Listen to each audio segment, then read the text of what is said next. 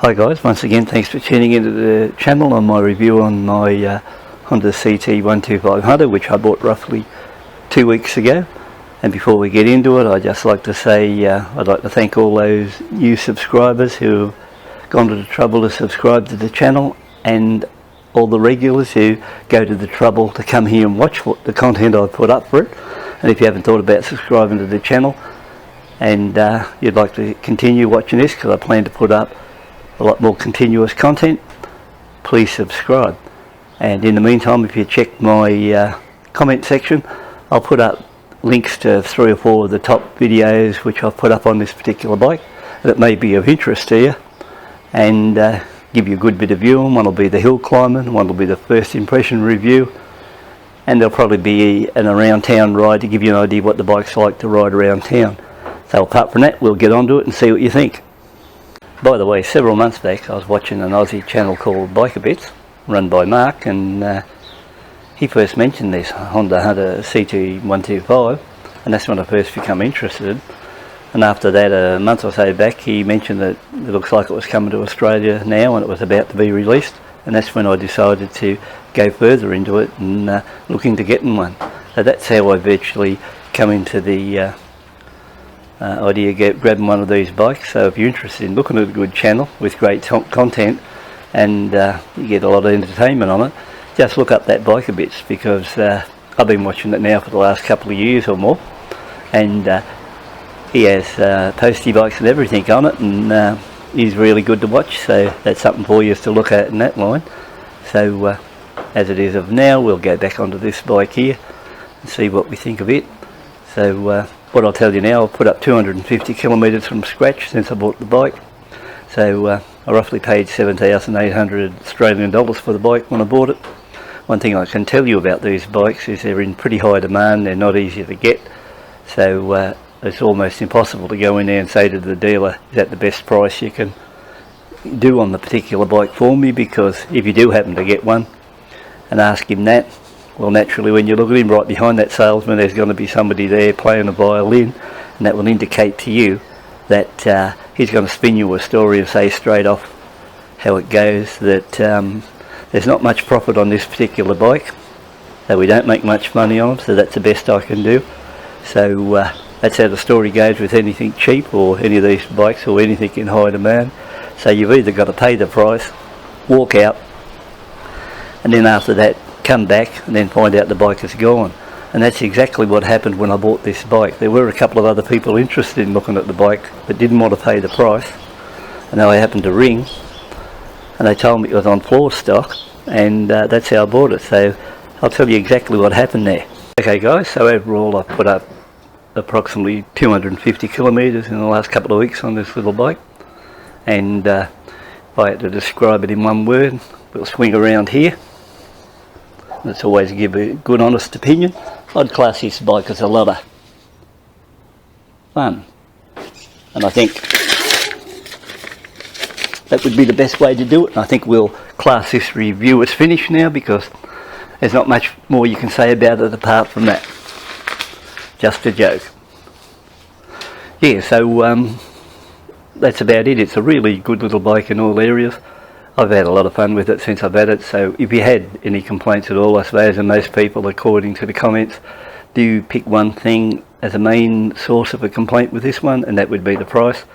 Yeah, sure, it's pretty pricey at around 7.5, 7.8 here in Australia, but really there's not much you can do about that. You've either got to pay the price for one of these bikes, or you just don't go ahead and buy one, and they're in high demand anyway. So the choice is, if you're lucky to secure one, you grab hold of it while you got the opportunity, and be thankful you've even got one. So apart from that, I'm pretty happy I've still bought this bike. And when you come here to look at this channel, I like to give you a good honest representation of the bike, tell you the truth about the bike, and not let you, even if you comment or ask me a question and you're hoping to hear a good answer, I always like to give you a good truthful answer on the bike, so that at least you know what I tell you is the truth. And if you go ahead later on and buy one of the bikes, you'll be 100% satisfied what I told you is correct.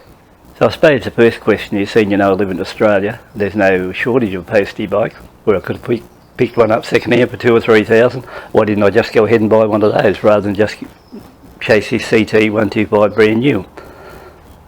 And the answer to that was pretty simple. When I was looking around, and over the years, the last few years where I've been buying new bikes, I really wanted a fuel injected bike, and preferably I wanted one new. And the reason I wanted one new, because I do a little bit of outback travel on the dirt roads and that around here, and I figured one good thing about a fuel injected bike compared to a carby, and this is what I found out over the past few years I've been on these bikes, is you can do this. Just turn it on, let it boot up, press the button, and it'll kick over and go just like that every time you press the button.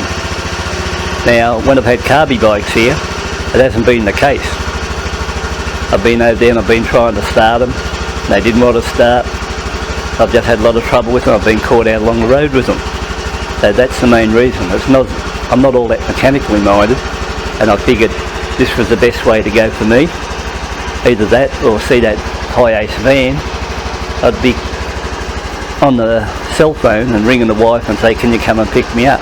So I think this is the best way for me. And you know, if you've got a bit of mechanical knowledge behind you on fixing stuff, well, that's pretty good. And you know, like the other version might be alright, so in my case it's just easy enough for me to do it this way. So let's look at a bike in general. First off, I mentioned I like the idea, it's a nice easy starting bike. I've had no trouble with the starting at all on the bike, and you can come to the bike anytime, turn the key, kick it over, and it's really easy to start. Now I like the nice comfortable seat. To me it's fairly comfortable, and I did mention on previous clips that, if you haven't bumped into me previous clips, that they say on the Super Cub this seat is a bit of a problem when you sit on it, and it could be a bit longer back in that way where riders find that problem. I've never had any problem since I've had on this bike, and I find that seat fine by me.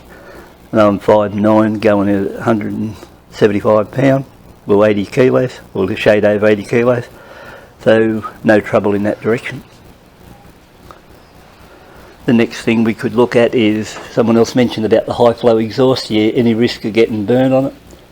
No risk whatsoever. It's actually at all times nice and cool, but it's got the exhaust in behind here, then you've got the heat shield, then you've got another leg shield there, so it's like a double layer on top of the original exhaust, so you won't have any problems there. If you look at the someone else asked me about carrying capacity, and if you look back, it's down in amongst there. I'd have to get a better shot, but it does tell you the combined weight for two people plus luggage is 331 pounds. So its carrying capacity is really well in that line. On another point, what are the brakes like? Well, the back brakes got a fair bit of bite to them now, and I have found the brakes in the beginning were a little bit dead on this bike, and now we're 250 k's on it, or 150 mile, I think roughly, that they got plenty of bites. So the ABS braking now, especially if you hit those front anchors, I think are pretty good for such a small bike. So you won't be disappointed in how well they go there. The LED headlights, well, I haven't actually had the bike out at night time yet, but I plan on running it out a bit in the next few days, depending if the weather improves. See how that go. One thing I also noticed, the LED indicators, they're really bright, no trouble anyone seeing you coming along, so that's nice. When you swing back to the petrol consumption, I was really impressed with the first tank. It worked out, I think it was 212 kilometres for 3.53 litres, which worked out roughly 60 kilometres to a litre. So that worked out really good. Can't complain about that. It cost you virtually nothing to run this little bike.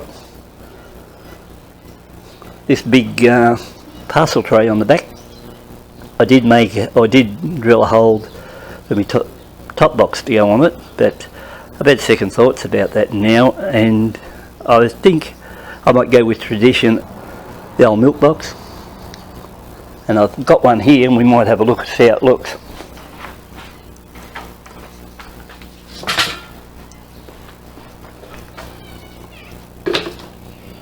So I've got this one, and I think I might go that way. So that's the idea. I might sort of strap it in position and go that way. And if anyone wants to have a look on the Australian version, it comes with these rear foot pegs but no rear seat. But I'm going to look into that side of that too. So that's it, the tray. Now if you'd like to know any really negatives about the bike, if I was having any drama at all, it'd be the gear change has taken a little bit longer than I expected to get used to. Last sort of step through type of bike I was on with this type of gear change clutch system was 50 years ago, and that was the first bike I ever bought. So that's taken a little while to get used to this, but I think after a while it'll come good and I'll get used to that. So it's just a matter of that. Now that would be the only thing in that line. I find everything else is good, the way it handles the ride, suspension, everything else is good. Sometimes on my clips you might find that it looks like you can't see the instrumentation or what speed you're travelling when I hit sun or shade or anything like that, but just like to point out, it doesn't matter where you are, whether you're in the sun, shade, anywhere at all, there's no trouble reading that speedo. So it might be a little bit difficult on camera angle when I'm doing the filming, but absolutely no trouble at all while you're sitting on that bike. If we take a look at these tyres which come with this Honda and the tread pattern, they don't seem to handle on the dirt quite as stable as what I've got on the Classic 500 here. So we'll take a look at their tread pattern.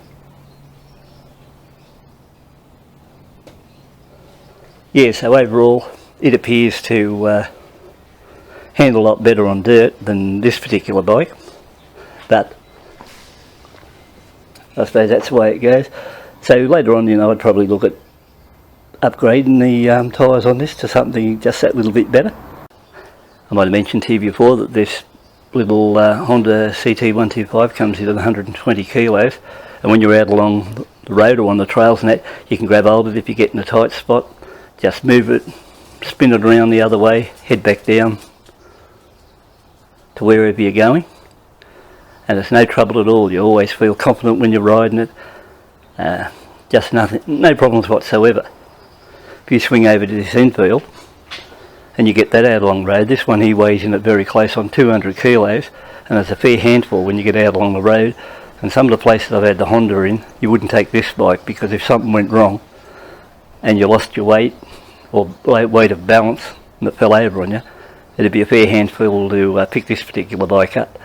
So the advantage with this little one here is you can go out with full confidence and go into any of these trail areas, pull over the hills at your own pace. Now I think if I was buying this bike in an area where the side stand wasn't available, I think I'd be chasing that as an option, because I do find out in the paddocks I'm continuously using the side stand more than the centre stand. But I also like to point out that this is by far the easiest bike I've ever put on a centre stand, and with 120 kilos in weight it's just a pushover. So if you can't get a side stand, don't worry, because when you throw her on the centre, no trouble whatsoever. It's a really easy bike to do. And since I've had it in a scrub, I have actually heard rocks hit that sump guard a few times, so you will notice that it does serve its purpose.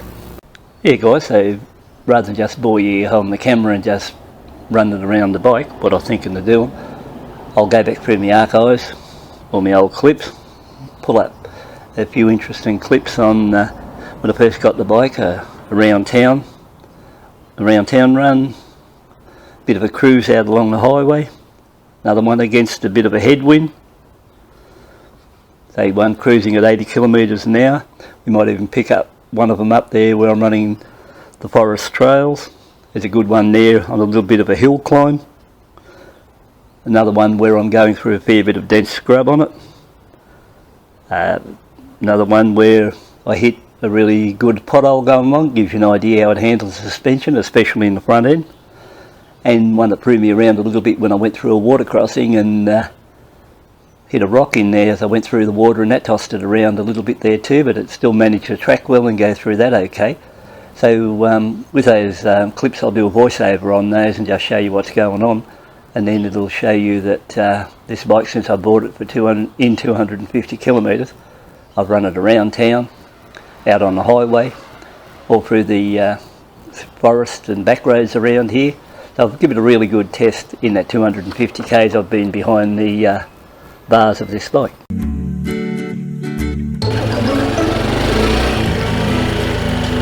Right through here, I think.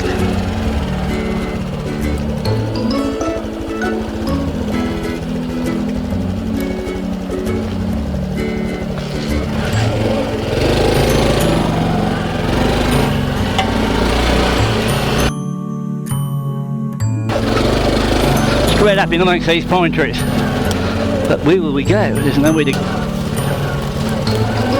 This is fairly dicey. No car's going to be able to move or track.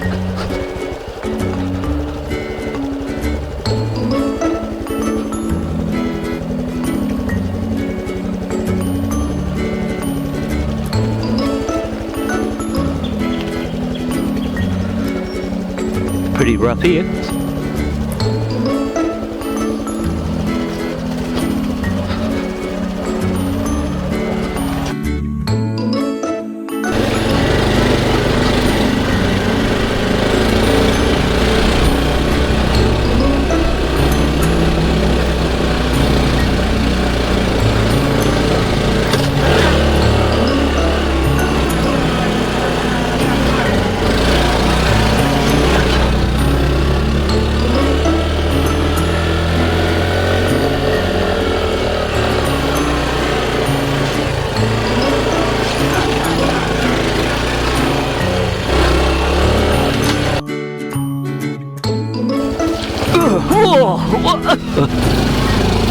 Alright, there we go, yep.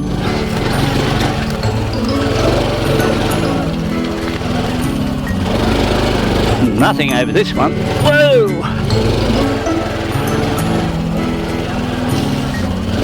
Oh, almost lost it. Wait.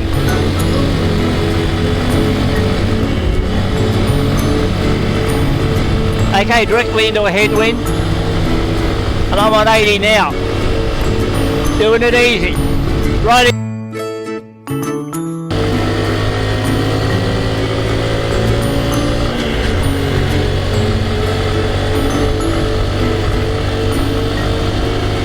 Look at that, I'm on 80 now. Just cruising.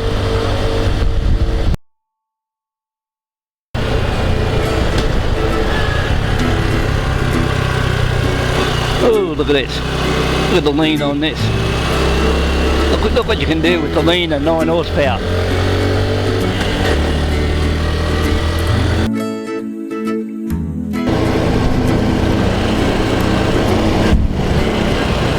Didn't realise it was going to be so cold with the wind chill out here today.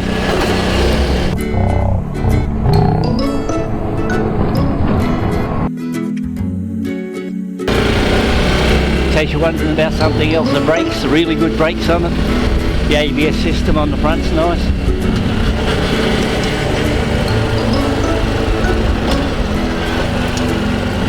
So for around town running, or you know, your local run to the coffee shop, this has got adequate power. 3.5 litres or $4.33. Okay guys, 212 k's, 3.5 litres. Who's this bike for? Well, it's not for any of these Speedy Gonzales type riders, because it's just not that sort of bike. But if you want to get on a bike, go out along the odd trail, or you just, say for example, you just want it to run around town, head down to the shops, coffee shop, anywhere you want to go, just do messages around town, or just go and see your mate or something like that. This will keep up with your traffic in that, you know, under 70 km an hour, under 40 mile an hour area, and it's got pretty good power in the first 3 gears. Because of the CT125, the gearing's been changed compared to a Honda Cub, so it's a little bit quicker in the pickup there. So it'll keep ahead of the traffic on takeoff in that area. So you'll be 100% satisfied in that area. So if you're interested in it to run around town and then do the odd trail work, providing you're not in a hurry and you just want to take your time, I think you'd be really happy in that area too, because so far I've been out along the road and I haven't been stopped by it in any areas, and I've been in some pretty rough country. I haven't been riding it hard or fast or anything like that, but the fact is, I figure there's no big hurry for me. No doubt later on some good riders will come along who can get onto one of these and really perform with it and tell you really how they go, but I'm not into that category. I'm only in it to test it to see what it's like to ride and whether or not I have any enjoyment out of it. And at this stage I've had a lot of fun, and it's given me a lot of pleasure out there on the road, so that's the main thing. So overall I hope this bit of info on this bike has been a bit helpful to you, and like I said, if you're on the fence thinking about buying one and you just want one to scoot around town, go out on the odd trail, enjoy yourself, be as happy with the bike as what I am with it, and hopefully get a good run out of them and get out and enjoy yourself. You won't go that fast, but at this stage this one will cruise at 80 kilometres an hour, and I think a little bit quicker when it's properly run in, but I'm not saying it'll go that much quicker, but it'll do 80, and that's still not bad for what it is. After all, you're only playing with 9 horsepower, you're not playing with 100, and if you take that all into account, I think you should be very happy with it, and it does everything what it's supposed to, at a little bit more than what you expect to pay, but for the smiles you get out of the bike, I think you'd be really happy with it, and it presents itself nicely, so that's the main thing. And once again, thanks for tuning in, taking a look, and I'll catch up with you at a later date and hope you enjoyed the clip.